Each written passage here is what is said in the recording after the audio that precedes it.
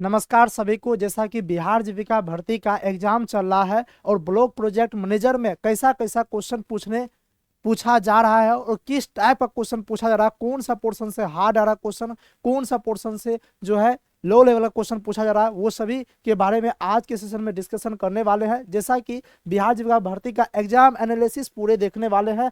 अगर बातचीत किया जाएगा ब्लॉक प्रोजेक्ट मैनेजर का जो 2-3 दिन एग्जाम हुआ है, उसमें जब देखा गया और काफी ज्यादा जब स्टूडेंट सबसे रिव्यू ले गया तो काफी ज्यादा स्टूडेंट ने कमेंट करके जो बताया वही एकदम से रियल एनालिसिस आपको बताने वाले हैं। अगर बातचीत किया जाएगा सबसे आसान क्वेश्चन जो पूछा जा रहा है वो रीजनिंग वाले क्वेश्चन से सबसे ज्यादा आसान क्वेश्चन पूछा जा रहा है। अगर बातचीत किया जाएगा सर रीजनिंग से कैसा क्वेश्चन आ रहा है, तो रीजनिंग से जो है ना जो 10 से 12 क्वेश्चन आ रहा है वो एकदम से इजी क्वेश्चन आ रहा है, इजी टू मॉडरेट, यानी कि कहा जाए तो रीजनिंग का बहुत ही आसान क्वेश्चन है। और रीजनिंग में अगर बातचीत किया जाएगा कौन कौन सा चैप्टर से क्वेश्चन आ रहा है, तो इसमें एक तो एनालॉजी चैप्टर से आ रहा है, कौन सा, एक तो एनालॉजी चैप्टर से आ रहा है। उसके बाद बातचीत किया जाएगा तो उसके बाद कोडिंग डिकोडिंग से, हाँ जी, अच्छा खासा कोडिंग डिकोडिंग से जहां तक पूछा गया है तो लगभग 2 से 3 क्वेश्चन कोडिंग डिकोडिंग से क्वेश्चन आ रहा है। उसके बाद सिटिंग अरेंजमेंट आप लोग पढ़ के चला जाएगा, जो जो बोल रहे हैं सिटिंग अरेंजमेंट से यहाँ से क्वेश्चन देखने को मिल रहा है। और एक क्वेश्चन जो है ना किसी किसी शिफ्ट में पजल से भी क्वेश्चन देखने को मिला, किससे, पजल से भी क्वेश्चन देखने को मिला है। तो ये 4 ऐसा चैप्टर है जहां से हर एक के शिफ्ट में लगभग क्वेश्चन देखने को मिल रहा है। इसके अलावा एक दो जैसे कि किसी एक वाले शिफ्ट में जो है ना ब्लड रिलेशन से क्वेश्चन पूछा गया था, एक शिफ्ट में अगर बातचीत किया जाएगा तो ब्लड रिलेशन से क्वेश्चन आया था। तो आप लोग इस चैप्टर को पढ़ के चले जाएगा। अगर बातचीत किया जाए रीजनिंग, अगर आप एक बार पढ़ लेते हैं तो रीजनिंग से क्वेश्चन नहीं छूटेगा। आप एक्यूरेसी यानी कि जितना भी स्टूडेंट एग्जाम दे के आया सब यही बात बोले कि सर रीजनिंग तो लगभग लगभग सब सही बना के आए हैं, बहुत होगा तो एक गलती होगा, नहीं तो सब सही होगा। तो मैं भी मान के चलता हूँ कि रीजनिंग का पोर्शन बहुत आसान आ रहा है, यानी कि रीजनिंग क्वेश्चन आप बना लीजिएगा। उसके बाद आप लोग ये चैप्टर लिख लीजिएगा क्योंकि यही चैप्टर आपको पढ़ के जाना, आपके भी एग्जाम में यहाँ से ज्यादातर क्वेश्चन देखने को मिलने वाला है। अब आ जाता है यहाँ पे जो सबसे बड़ी वाली बात आ रही है, सर मैथ से कहाँ कहाँ से क्वेश्चन आ रहा है। देखिए अगर मैथ का क्वेश्चन की बातचीत किया जाएगा तो ज्यादा आसान भी नहीं है और ज्यादा हार्ड भी नहीं बोल सकते हैं। कहने का मतलब मैथ का क्वेश्चन है आसान लेकिन कैलकुलेटिव है, यानी कि आपको वहां पे कैलकुलेशन करना पड़ेगा, इस टाइप का क्वेश्चन आ रहा है। अगर बातचीत किया जाए 10 से 12 क्वेश्चन में तो 4 से 5 क्वेश्चन, 5 से 6 क्वेश्चन, हाँ 5 से 6 क्वेश्चन ऐसा आ रहा है जो कि वहां पे आपको कैलकुलेशन करना पड़ेगा और ऑप्शन काफी नजदीक नजदीक दिया जा रहा है, तो वहां पे आपको कैलकुलेशन करना पड़ेगा। इसलिए एग्जाम हॉल में आप मैथ पे थोड़ा सा टाइम दे दीजिएगा, अब बात बाकी से आपको टाइम बचाना है। अब यहाँ पे बातचीत आती है सर मैथ से कौन कौन सा पोर्शन से कौन कौन सा चैप्टर से क्वेश्चन आ रहा है। उसमें सबसे जो है एक है डीआई चैप्टर। आप लोग डीआई चैप्टर उम्मीद करते हैं आप लोग पढ़े होंगे, नहीं पढ़े होंगे तो आप लोग पढ़ लीजिएगा। यहाँ से जहां तक बातचीत हो रहा है कि 3 क्वेश्चन बोला जा रहा है कि सर 3 क्वेश्चन तो फिक्स ही है कि डीआई से 3 क्वेश्चन आता है, वही पाई चार्ट वगैरह सब जो है ये सब टाइप का क्वेश्चन यहाँ से देखने को मिल रहा है।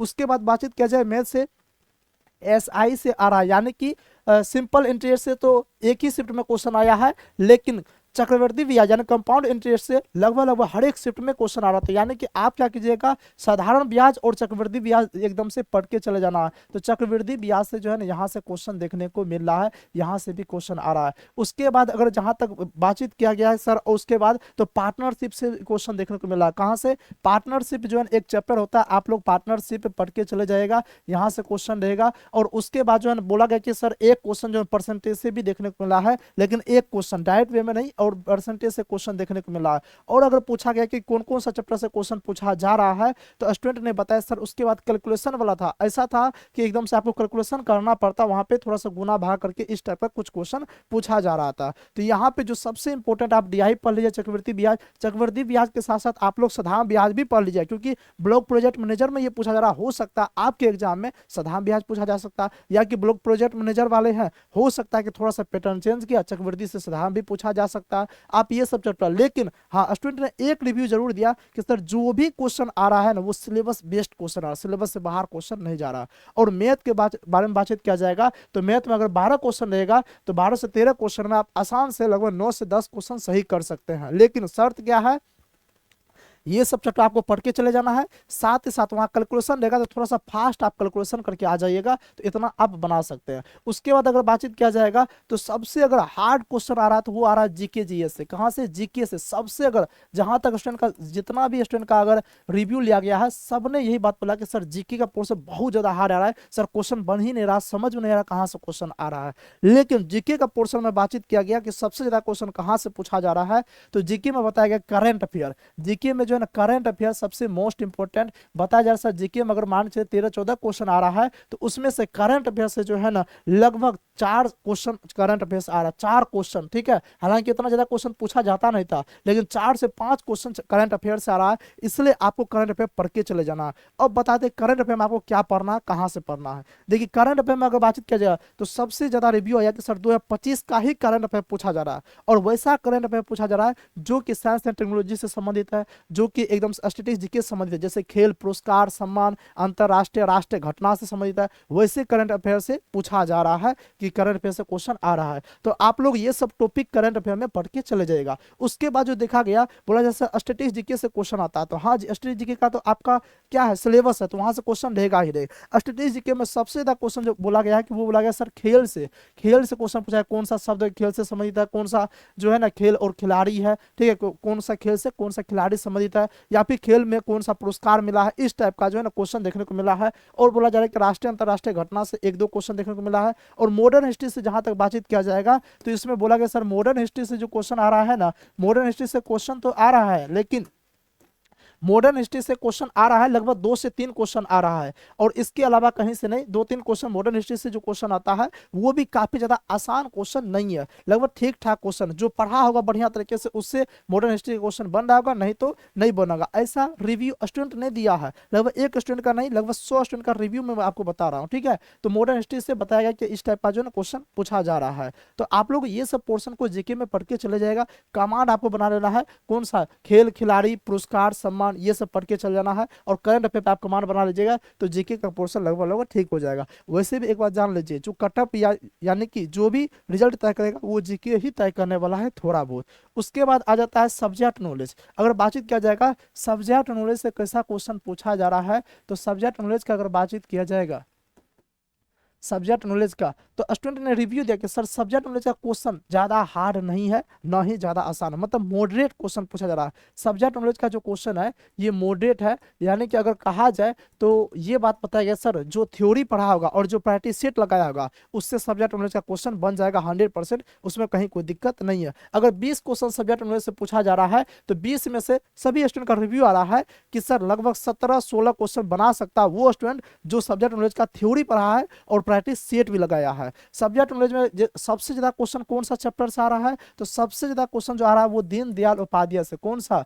दीनदयाल उपाध्याय जो है ना, जो योजना है, मैंने आपको पढ़ा रखा, दीनदयाल उपाध्याय योजना से, इससे सबसे ज्यादा क्वेश्चन पूछा जा रहा है। और बातचीत किया जाएगा तो बोला जा रहा है कि सर 4 से 5 क्वेश्चन इसी से पूछा जा रहा है। और एक बोला गया था मनरेगा योजना से एक क्वेश्चन पूछा गया था, लगभग 1 से 2 क्वेश्चन मनरेगा योजना से पूछा जा रहा है। बाद में की योजना नहीं, बाद में की जो है ना आपके सिलेबस में जो दिया गया, हाँ एक पूछा गया था, एक से लगभग 2 से 3 क्वेश्चन बोला जा रहा है स्वयं सहायता समूह से। जो स्वयं सहायता समूह है ना, हाँ जो स्वयं सहायता समूह हो गया, एसएचजी हो गया, सीएलएफ हो गया, वीओ हो गया, ये वाला चैप्टर से जो लगभग 2 से 3 क्वेश्चन लगभग पूछा जा रहा है, 2 से 3 क्वेश्चन ये वाला चैप्टर से देखने को मिल रहा है। यानी कि सब्जेक्ट नॉलेज का जो क्वेश्चन आ रहा है एक भी क्वेश्चन सिलेबस से बाहर नहीं है, सिलेबस के अंदर ही जो है ना पूछा जा रहा है, ठीक है।